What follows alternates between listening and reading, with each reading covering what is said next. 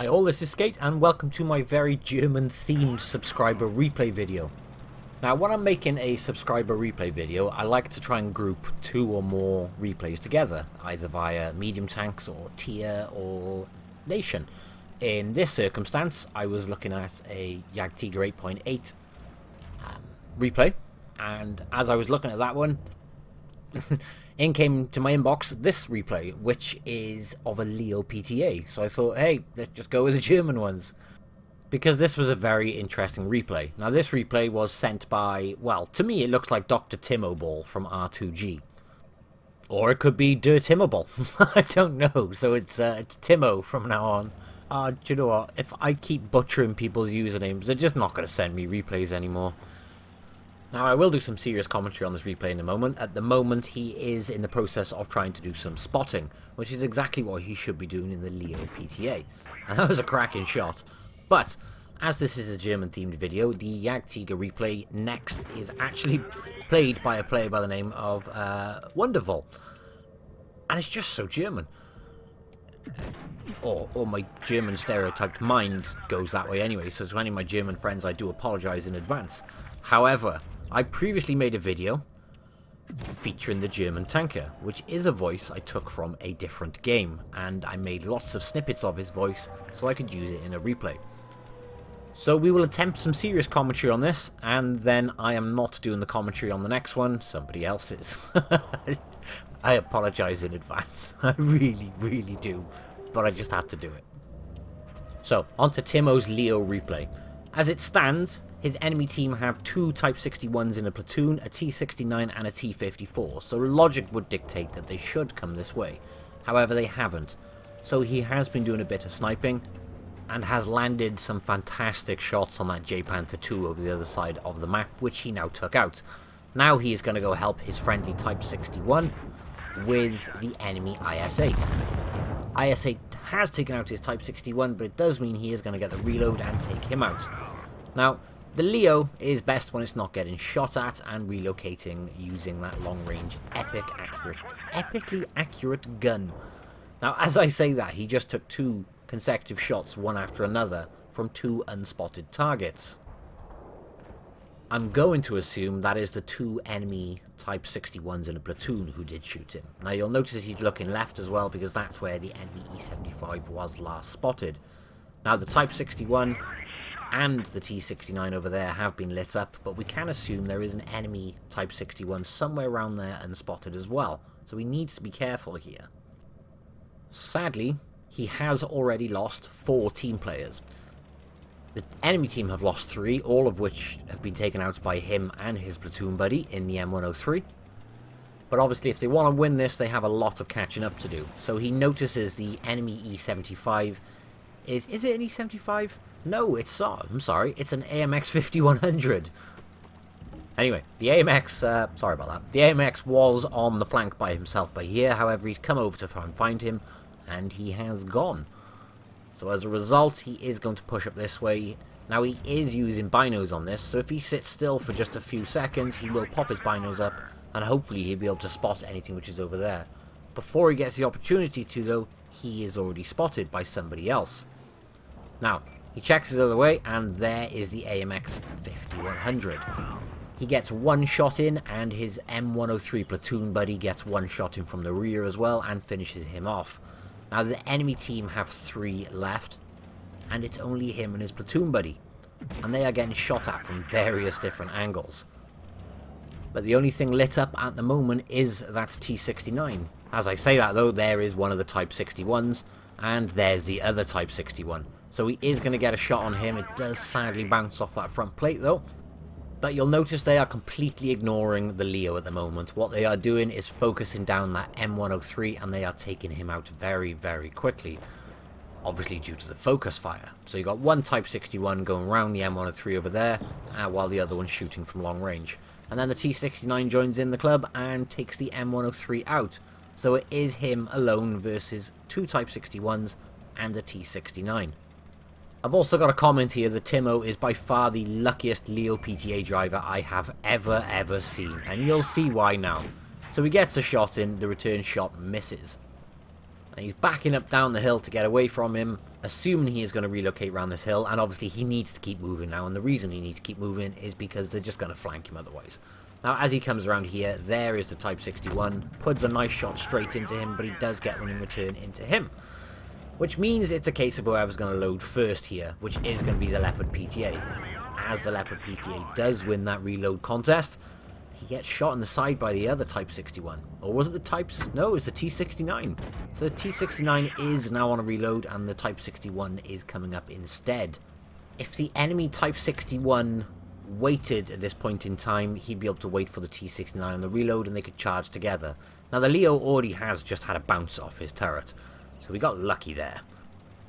And he is now relocating, trying to focus that T69 to again lower the numbers in his favour. As he comes up, he takes one off the T69 and gets one straight back in return.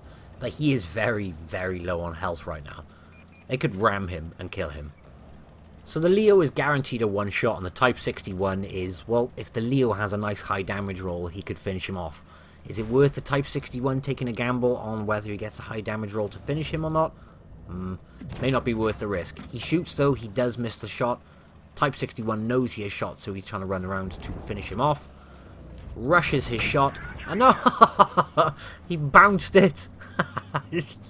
That is pure luck, and he does get the shot in response though. As it turned out, it would have taken 2 shots to finish the Type 61 anyway, so if he did rush out, he could have won it, but fair play to Timo. He had a great game, and he deserved a mastery in this one in my book, but he did only get a first. He got his nice Kolobanov's medal as well, and 4,500 damage. And you'll see the Type 61 on the enemy team also did 4,444 damage. I loved that game because there was a level of skill involved, and there was also a level of RNG involved. So thank you very much for sending that replay through to me. And this replay is by Wonderwall in the Jadgtiger 8.8. And so, my angry German tanker, what do you think of my German-themed video? The fatherland would be so proud and so emotional. I don't know why I'm doing this. Who am I talking to? This is Skate. Noob! Not very nice. Whatever. Why am I talking to a computer? Okay, as I mentioned, the replay is by Wonderful. Wunderbar! No, Wonderful. Wunderbar!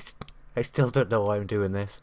Okay, and he is driving the Jadgtiger 8.8, and he does a great job in this tank. I love this tank, but sadly I do think it needs a bit of a buff. When you watch Wonderful play it... Wunderbar! You wouldn't think it needed a buff. He does a great job in this tank, and he plays it very aggressively. I personally am a big fan of this tank. I think it looks great. Nein, 8, 7. Sexy. But I do think it does need a buff. Especially when you consider the Jadgtiger Tier 9 has received numerous track traverse buffs, mobility buffs, and that ludicrous rate of fire buff.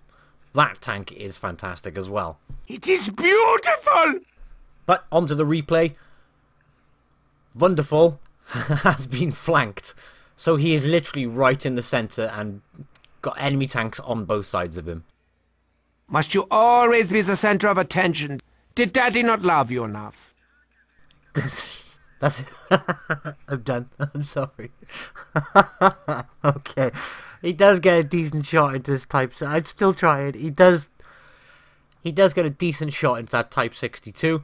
As he's doing so, he does take several bounces and several shots from tanks at different angles. It tickles! It tickles! I knew it! It tickles! Now, he needs to get out of here as soon as he can, which is exactly what he is doing. If he stays where he is, there's tanks all around him, so he is going to go deal with one flank at a time. Right now, he is focusing down that Panther.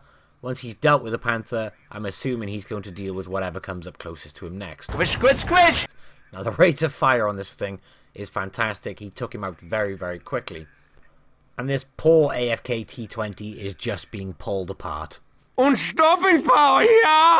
Take it! Und like it!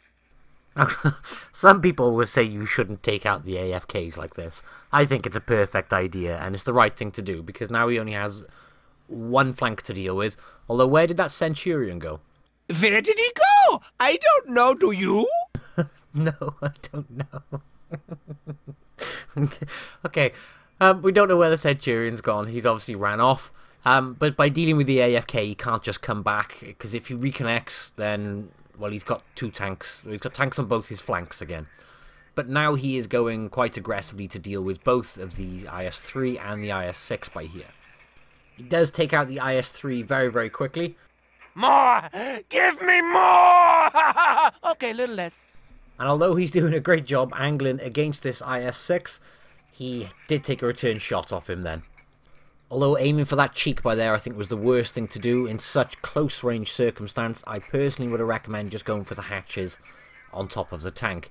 You'd easily hit them and they were pretty much guaranteed pens. Basically, because there were several shots that bounced earlier on.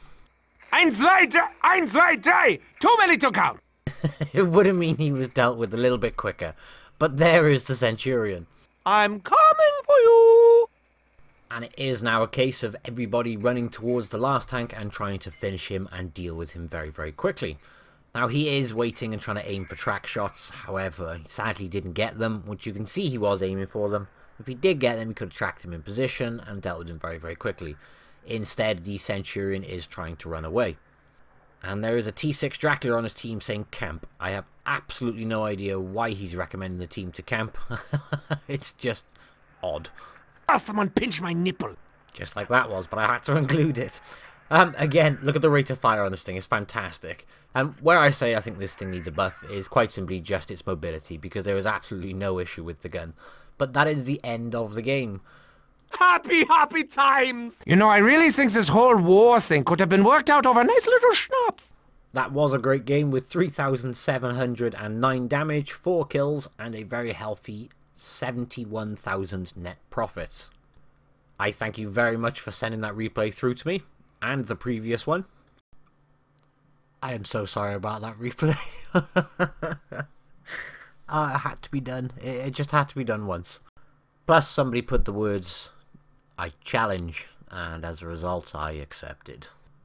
Normal service will resume next week, and if you are interested in sending your replay through to me, the email address is on the screen at the moment. Send them through, and I promise I will not butcher them and make you cringe while I put them on the screen, and I will do some proper commentary. For those who made it this far into the video, thank you very much for watching, and I will catch you in the next one. Bye bye.